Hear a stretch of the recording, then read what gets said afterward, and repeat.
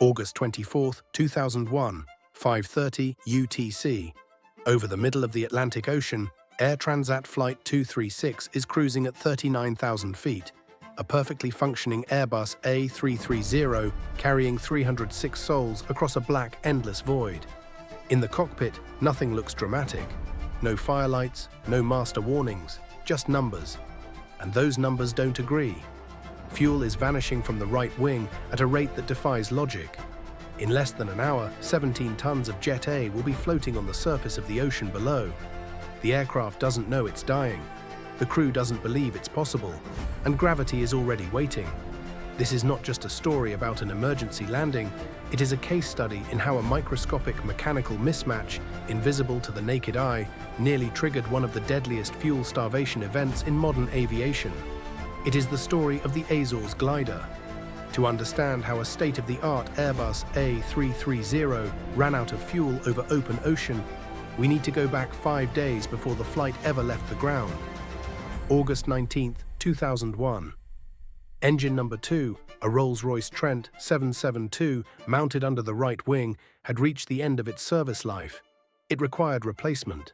The airline sourced a loaner engine, a temporary solution to keep operations running. But when it arrived, it was missing a hydraulic pump. The hydraulic pump is not optional. It drives the pressure that moves landing gear, brakes, and control surfaces. Without hydraulic pressure, a 200-ton aircraft becomes an uncontrollable mass of metal. To solve the problem quickly, maintenance crews removed the pump from the old engine and installed it onto the loaner. On paper, the procedure was standard. In reality, the geometry wasn't. The hydraulic lines on this specific replacement engine did not perfectly align with the existing fuel lines. The discrepancy measured only a few millimeters. Under time pressure, technicians adjusted the lines, forced them into position, secured the clamps, and signed off the work. Close enough. In aviation, close enough can be lethal. The misalignment created chafing, a slow, relentless vibration between a rigid hydraulic line and a softer fuel pipe. With every engine cycle, thousands of micro-movements occurred. Metal against metal. Over days of operation, that friction acted like a microscopic saw. By the time Flight 236 reached cruise altitude over the Atlantic on August 24th, the weakened fuel pipe finally failed. High-pressure fuel began spraying inside the engine casing. Because the rupture occurred downstream of the fuel sensors and inside the engine assembly, no fuel leak warning triggered. No fire alarm sounded. The aircraft was hemorrhaging fuel in complete silence. 5:03 UTC.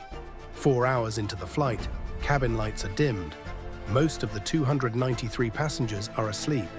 In the cockpit, First Officer Dirk de Jager notices an advisory. Engine 2 oil temperature dropping, oil pressure high. Captain Robert Pichet, a veteran pilot with nearly 17,000 flight hours, studies the data. Low oil temperature combined with high pressure typically indicates a sensor anomaly, not a mechanical failure. They monitor the condition and consult the checklist. What they cannot yet see is that fuel rushing through the compromised pipe is overcooling the oil in the fuel-oil heat exchanger. The exchanger is designed to balance temperatures, hot oil cooled by colder fuel from the tanks. But when fuel begins flowing excessively due to a leak, it cools the oil beyond normal parameters. The paradox confuses the crew. Then at 5:33 UTC, the situation escalates. A fuel imbalance warning appears. The right tank shows dramatically less fuel than the left. Over 7 tons difference. Fuel imbalance threatens controllability. Wings must carry roughly equal weight. An imbalance forces the autopilot to compensate continuously. 7 tons do not simply disappear. But here, psychology enters the cockpit. Cognitive dissonance. The Airbus A330 is a highly automated, highly reliable aircraft. Pichet initially suspects faulty indications rather than structural failure. Believing the fuel quantity system may be miscalculating, he initiates a crossfeed procedure, opening a valve to allow fuel from the left tank to flow into the right side to rebalance. Under normal circumstances, this is standard. Under these circumstances, it is catastrophic. By opening the crossfeed, the crew unknowingly creates a pathway for healthy fuel from the left tank to flow directly into the ruptured system and out into the Atlantic.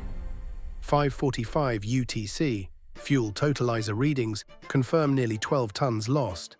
At 5:48 UTC, Captain Pichet contacts Santa Maria Oceanic Control. They declare a fuel emergency and request diversion to Lajes Air Base on Terceira Island in the Azores. They are approximately 65 nautical miles away. The aircraft turns toward land. The crossfeed valve remains open. 6:13 UTC, engine number 2 flames out. A flameout is not an explosion, it is starvation. Combustion ceases because there is nothing left to burn. The aircraft descends. The left engine now carries the full burden of thrust, electricity and hydraulic power. But its fuel supply is draining through the same open pathway. For 13 tense minutes, Flight 236 operates on a single engine over open ocean. Cabin crew wake passengers. Emergency landing briefings begin. The Atlantic below is invisible and absolute. 6:26 UTC, engine number 1 flames out. Total power loss. The cockpit falls silent except for airflow rushing past the fuselage. With both engines out, primary generators fail. Main displays flicker and disappear. Autopilot disconnects. Radio communications degrade. Then, beneath the aircraft, a small turbine deploys. The Ram air turbine, the RAT. The RAT functions as a wind-driven emergency generator. Airflow spins it, providing minimal electrical and hydraulic power, just enough to maintain basic flight controls and essential instruments. Without it, the aircraft would be uncontrollable. Now the Airbus A330 becomes a 200-ton glider. Pichet calculates the glide profile. They are descending approximately 2,000 feet per minute. Distance to Lajes, 65 nautical miles. Margin, razor thin. There is no go-around, no second attempt. 6:39 UTC. The lights of Terceira Island appear in the darkness. But a new problem emerges. Altitude. They are at 12,000 feet, with only 8 nautical miles remaining to runway 33. Too high, too fast. Without engine power, drag must be created aerodynamically. Pichet executes aggressive S-turns, steep banking maneuvers to bleed off energy. Inside the cabin, passengers experience sharp lateral forces. With engines silent, every vibration feels amplified. They approach clean configuration, no flaps, no slats. Without powered hydraulics, deployment options are limited.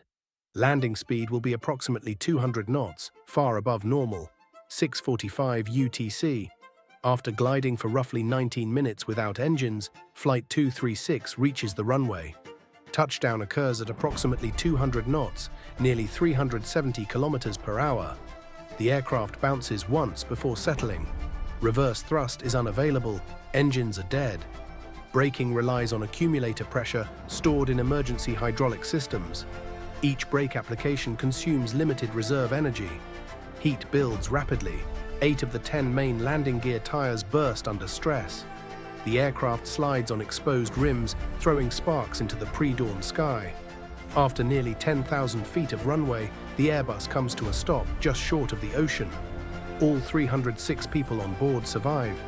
18 sustain minor injuries during evacuation, 0 fatalities. In the days that follow, investigators from the Portuguese Accident Authority reconstruct telemetry data. The root cause, maintenance error during engine replacement, mismatched hydraulic and fuel lines, chafing, fuel rupture. Air Transat is fined $250,000 Canadian dollars. Investigators also scrutinize cockpit decisions. The crossfeed procedure accelerated fuel loss. Confirmation bias delayed recognition of the leak. Public opinion remains divided. Simulator analyses suggest that once the leak progressed, options were limited regardless. Then media attention shifts to Captain Pichet's past. In 1983, he had served prison time in the United States for drug smuggling. Headlines attempt to redefine the narrative. But in aviation circles, the outcome speaks louder. 306 lives saved. Pichet returns to flying and retires in 2017. The aircraft, registered CGITS, is repaired and continues service for nearly 2 decades, forever remembered as the Azores Glider. Flight 236 remains a permanent reminder that aviation disasters are rarely born in the sky.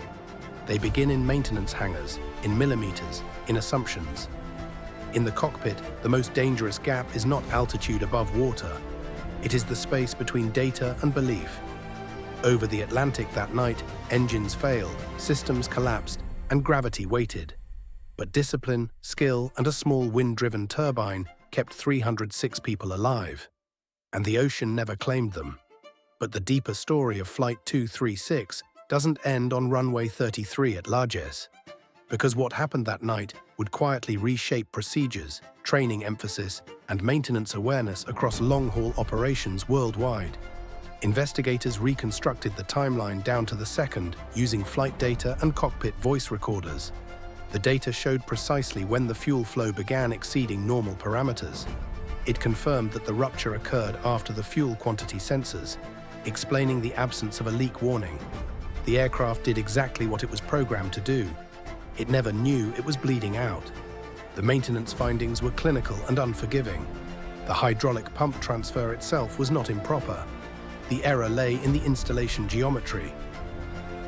The incompatible line spacing between the loaner Rolls-Royce Trent 772 and the aircraft's existing routing created continuous contact. Over multiple sectors, engine vibration caused progressive wear. There was no single dramatic failure moment during maintenance, only a tolerance misjudgment measured in millimeters.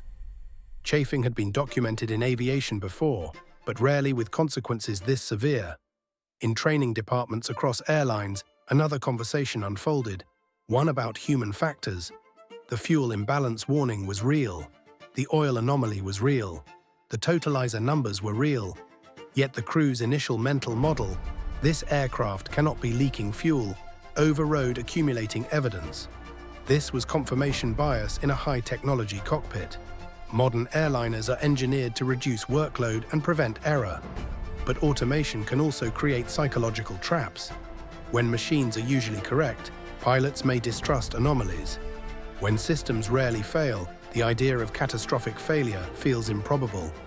Flight 236 became a textbook example in CRM, crew resource management courses, not as a condemnation, but as a case study in how intelligent, experienced professionals can misinterpret incomplete data under uncertainty.